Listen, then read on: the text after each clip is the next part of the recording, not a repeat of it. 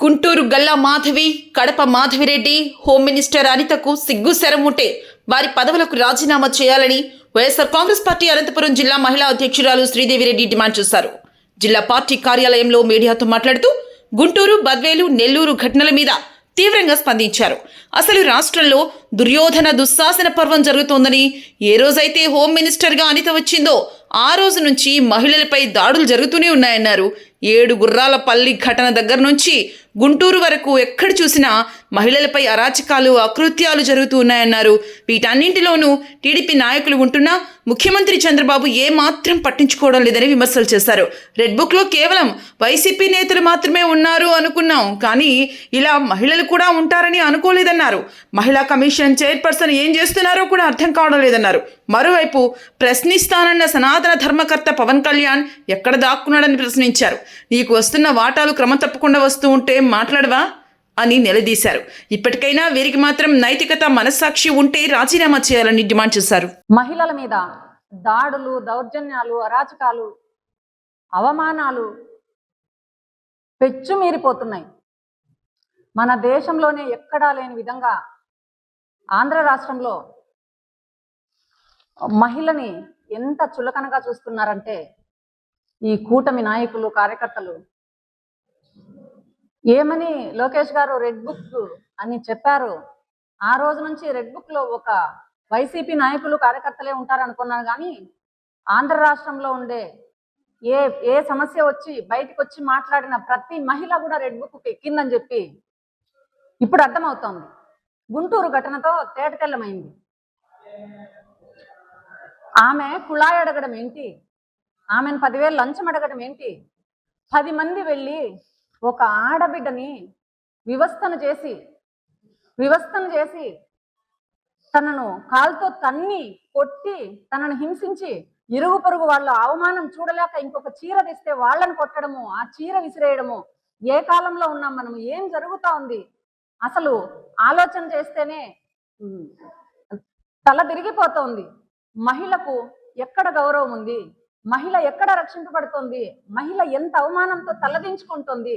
అసలు ఈ కూటమి ప్రభుత్వంలో ఉన్న హోమ్ మినిస్టర్ గారు కావచ్చు, ఆమె మన మహిళా కమిషన్ చైర్పర్సన్ శైలజ గారు కావచ్చు, ఈ లాండ్ ఆర్డర్ అంతా కాపాడే సాక్షాత్ ముఖ్యమంత్రి గారు కావచ్చు, ఆ గుంటూరు లోకల్ ఎమ్మెల్యే గారు కావచ్చు, మీరు ఏం చేస్తున్నారు అని అడుగుతున్నాను. శక్తి యాప్ అంట్రీ, దిశ యాప్ను తీసేస్త్రీ. మీ శక్తి యాప్లో శక్తి లేదా? మీరు మీ శక్తిని చూపించలేకపోతున్నారా? ఆ ప్రకారం అవమానం ప్రతిరోజు 4-5 ఘటనలు ఆంధ్ర రాష్ట్రంలో మహిళల మీద జరుగుతూనే ఉన్నాయి. ఈ హోంమంత్రి ఏమని ఏ ముహూర్తంలో హోమ్ మినిస్టర్ తీసుకున్నారు, ఆ రోజు నుంచి మహిళల మీద దాడులు, అత్యాచారాలు, అఘాయిత్యాలు పెచ్చిమీరిపోతున్నాయమ్మా. అనిత గారు, దయచేసి చూడండి ఒకసారి. ఆంధ్ర రాష్ట్రంలో ఉన్న మహిళల వైపు మాత్రమే చూడండి. నారా వారి ఇంటి వైపు వాళ్ళని ఇప్పుడు కూడా కాపాడడం కోసం కాదు.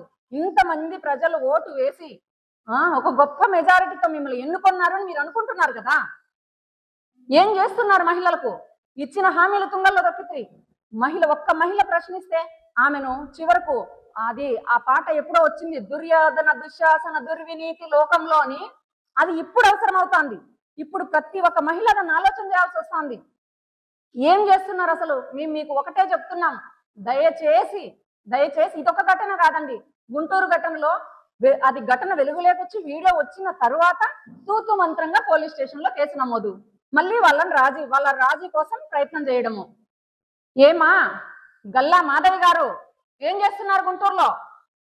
ఆనాడు అంబటి రాంబాబు అంటే ఒక అపోజిషన్ లీడరు, మీరు ఆయనను చూసి తట్టుకోలేక దాడి చేయించినారు అనుకున్నాం. కానీ ఈరోజు ఒక మహిళ, సామాన్య మహిళ ఇంట్లోంచి బయటికి లాక్కొచ్చి చీర విప్పి కొడతా ఉంటే ఏడున్నావమ్మా? ఏం చేస్తున్నావు? పడుకొని నిద్రపోతున్నావా? మీ వాళ్ళని కొట్టమని అనుమతులు ఇచ్చేసావా? మొట్టమొదటగా లోకల్ ఎమ్మెల్యే గారైన గల్లా మాధవి గారు అసలు ప్రజాప్రతినిధిగా అర్హులే కారు అని మేము అనంతపురం జిల్లా నుంచి జిల్లా మహిళా విభాగం అందరం కూడా మీరు వెంటనే రాజీనామా చేయాలని డిమాండ్ చేస్తున్నాం. గల్లా మాధవి గారు, మరొక్కసారి తెలియజేస్తున్నాం, మీకు కాస్తన్న మానవత్వము, మహిళ అని ఉంటే వెంటనే మీరు రాజీనామా చేయండి. మీరు రాజీనామా చేస్తేనే గుంటూరు టౌన్ బాగుపడుతుందని నేను అనుకుంటున్నాను, అందరూ అనుకుంటున్నారు. అదే విధంగా మేడం మిమ్మల్ని ఇలా మాట్లాడుతున్నందుకు బాధగా ఉంది. మహిళా కమిషన్ చైర్పర్సన్ గారు శ్రీ శైలజ గారు, దయచేసి మీరు రాజీనామా చేయండి. ఈ అనంతపూర్లో జరిగిన 7 గుర్రాలపల్లి ఘటన నుంచి ఈ రోజు వరకు కొన్ని వేల మంది మహిళల మీద దాడులు, అత్యాచారాలు, అఘాయిత్యాలు జరుగుతూనే ఉన్నాయి. ఒక్కటన్నా మీరు సుమోటోగా తీసుకున్నారా? కేసు పెట్టడానికి కొంతమంది మహిళలు భయపడుతున్నారు, కొంతమంది బాలికలు భయపడుతున్నారు, కొంతమంది వృద్ధులు భయపడుతున్నారు. ఎక్కడైనా మీరు కనీసం పర్యవేక్షణ కానీ పరిరక్షణ కానీ ఏదైనా ఉందా? అందుకే దయచేసి మీరు రాజీనామా చేయాలని చెప్పి మీ మహిళా విభాగంగా డిమాండ్ చేస్తున్నాం. మా హోమ్ మినిస్టర్ గారు, అసలు మీరు లా అండ్ ఆర్డర్ లో కానీ మహిళల రక్షణలో కానీ మహిళ గురించి ఆలోచన చేసే అంత సమయమే మీకు లేదు. మీరు వెంటనే సత్వరమే తక్షణమే మీకు మనస్సాక్షి అనేది ఉంటే వెంటనే రాజీనామా చేయాలని చెప్పి ఇంకొక ఎవరైనా కొంచెం బాధ్యతాయుతమైన హోమ్ మినిస్టర్ ని చంద్రబాబు నాయుడు గారు పెడితే బాగుంటుందని చెప్పి మేము అనుకుంటున్నాం. మీరు వెంటనే రాజీనామా చేయాలని చెప్పి మిమ్మల్ని డిమాండ్ చేస్తున్నాం. అదేవిధంగా లా అండ్ ఆర్డర్ అంతా ఎవరి చేతిలో ఉంటుందండి? సాక్షాత్ ముఖ్యమంత్రి గారి చేతిలో ఉంటుంది. ముఖ్యమంత్రి గారు ఏం చేస్తున్నారు సార్? ఇంతమంది మహిళలు, మొన్న గుంటూరు ఘటన, నిన్న నెల్లూరు ఘటన, బద్వేల్ ఘటన, ప్రతిరోజు ఎన్ని చోట్ల ఎంతమంది ఆడవారు ఉసురు పోసుకుంటున్నారు మీరు? ఎంతమంది ఆడవాళ్ళని అవమానపరుస్తున్నారు? ఎంతమంది ఆడవాళ్ళ కన్నీటికి వాళ్ళ కన్నీటి గాథకు మీరు కారణమవుతున్నారు? దయచేసి ఆలోచించమని చెప్పి చంద్రబాబు నాయుడు గారిని డిమాండ్ చేస్తున్నాం. నిన్న బద్వేల్లో ఎంత అవమానం అండి! అసలు బద్వేల్ ఘటన చూస్తే వాళ్ళ ఇంట్లోకి 10 మంది మనుషులు గుణపాలు, సుత్తులు, కత్తులు, కటార్లు తీసుకెళ్లి వాళ్ళని భయభ్రాంతులకు గురి చేసి ఇల్లును తవ్వేయడం, ఆమెను అడ్డొచ్చిన ప్రతి ఒక్కళ్ళను కొట్టి విసిరేయడం, ఆ ఇంట్లో అంత దాదాపు 60 సంవత్సరాలు పైపెచ్చున్నట్లున్నాయి. ఆమె బ్లౌజ్ చించేసి ఎంత దుర్యోధన దుశ్శాసన పర్వాన్ని కొనసాగిస్తున్నారు మీ టీడీపీ కార్యకర్తలు అని చెప్పి అక్కడున్న ఎవరైతే ఈమె ఉందే కడప ఎమ్మెల్యే గారు, అమ్మా మాధవి గారు, నోరు తెరిసి ఎంతసేపు జగనన్న ఫ్యామిలీని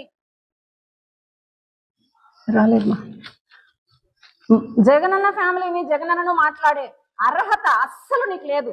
అయినా ప్రతిరోజు మాట్లాడతావు. ఈ రోజు నీ నోరు ఏమైంది తల్లి?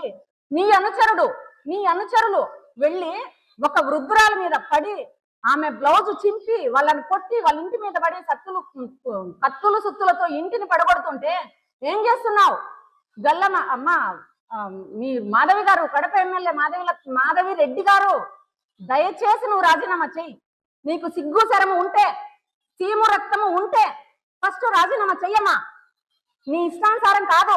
నిన్ను ప్రజలు ఓటు వేసి ఎన్నుకున్నది ఎంతసేపు వైఎస్ఆర్ పార్టీ వాళ్ళని ఇబ్బంది పెట్టడము, నీ అనుచరులు ఎవరిని పడితే వాళ్ళ మీద పడడము, దోచుకోవడము, దాచుకోవడము, వాళ్ళని అవమానపరచడం కాదు కావాల్సింది. ఏమి మా మాధవి గారు నోరు మెదపడం లేదు? నిన్న నుంచి ఈ ఘటన జరిగింది కదా, ఏం మాట్లాడుతున్నావు?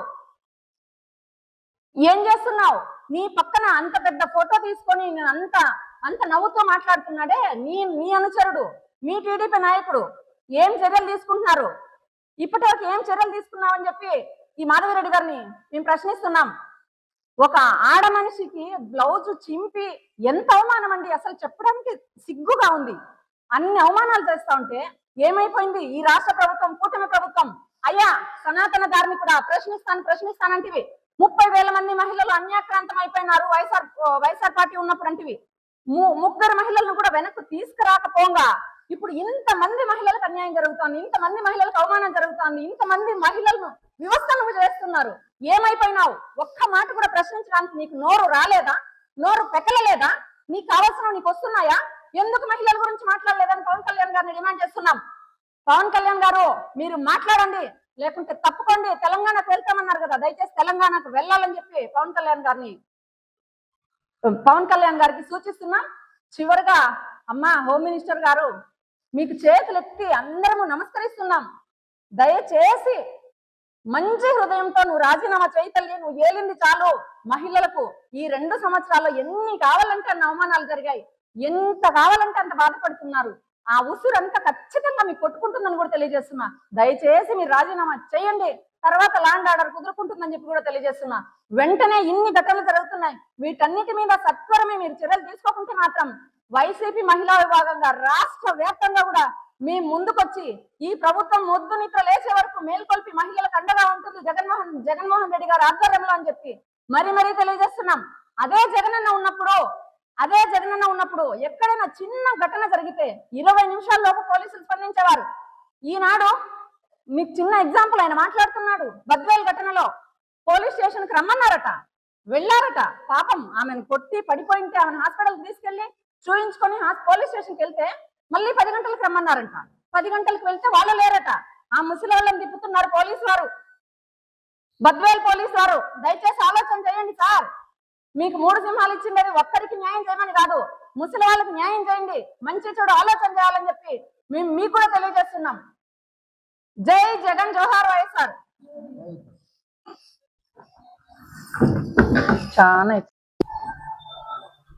అందరికీ నమస్తే. ఈరోజు ఈ రాష్ట్రంలో కూటమి ప్రభుత్వం ఏర్పడిన తర్వాత అనేక దారుణాలు, హత్యలు, హగాయిత్యాలు కేవలం ముఖ్యం మహిళలపైనే ఈరోజు రాష్ట్రంలో ఎక్కడా లేని విధంగా మహిళలకి రక్షణ లేని పరిస్థితి ఎక్కడైనా ఉందంటే కేవలం ఆంధ్రప్రదేశ్ రాష్ట్రంలో మాత్రమే. మొన్నటి రోజున 17వ తారీఖు రోజున గుంటూరు జిల్లాలో జరిగిన వివస్త్ర ధారణ ఎలాంటి సభ్య సమాజానికి మనము ఈ ఆంధ్రప్రదేశ్ రాష్ట్ర ప్రభుత్వం ఎలాంటి మెసేజ్ ఇస్తుంది, మహిళలకి ఎలాంటి ప్రొటెక్షన్ ఇస్తుంది. ప్రొటెక్షన్ ఇవ్వకపోగా, రక్షణ ఇవ్వకపోగా ఈరోజు మహిళని ఎలాంటి హత్యలు, హగాయిత్యాలు, వస్త్రహీరణ దారుణంగా ఈరోజు నడుస్తా ఉందంటే అక్కడ ఉన్న స్థానిక ఎమ్మెల్యేలు కావచ్చు, అక్కడున్న స్థానిక నాయకులు కావచ్చు, చిన్న కులాయి వేపించలేని దౌర్భాగ్య పరిస్థితి.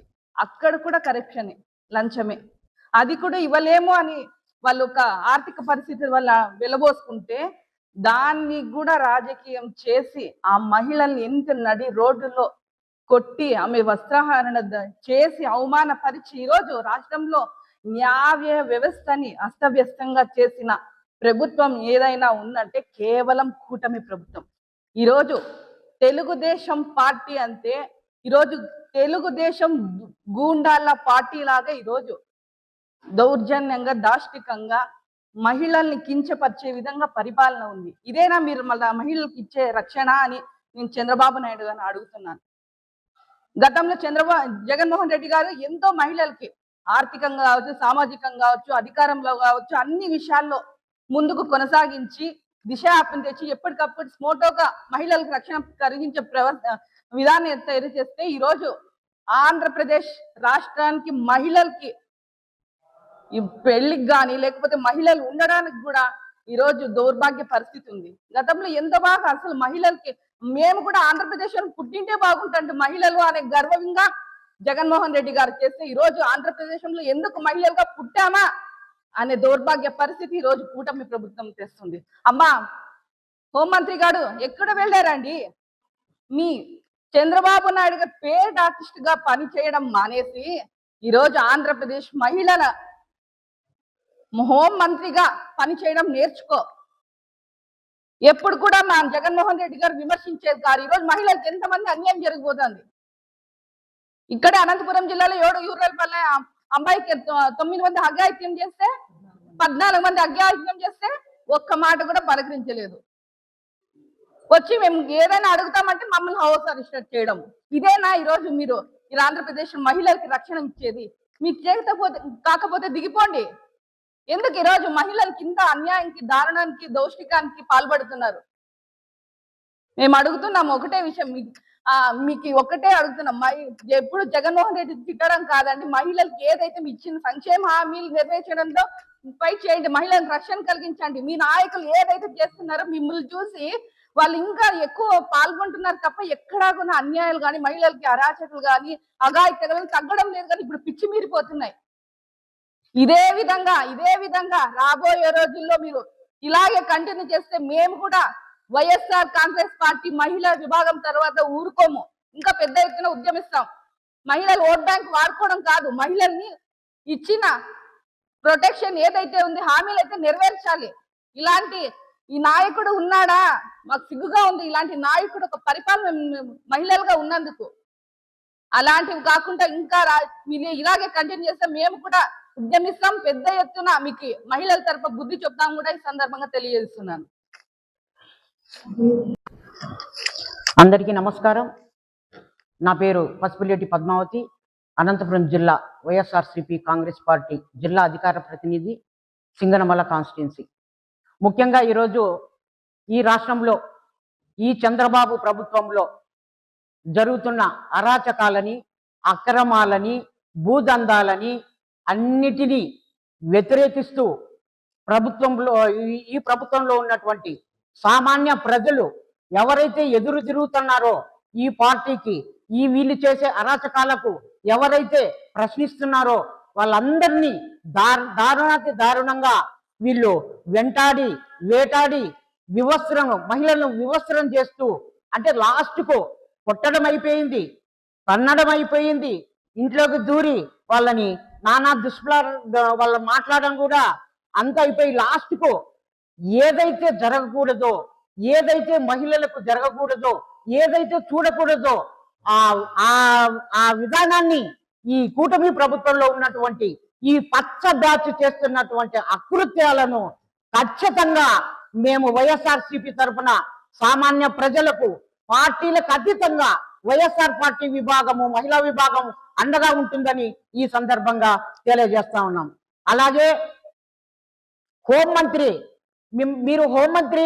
మీరు చంద్రబాబు నాయుడు గారు ఇచ్చిన టీ తాగిన భ్రమలో ఉన్నారు.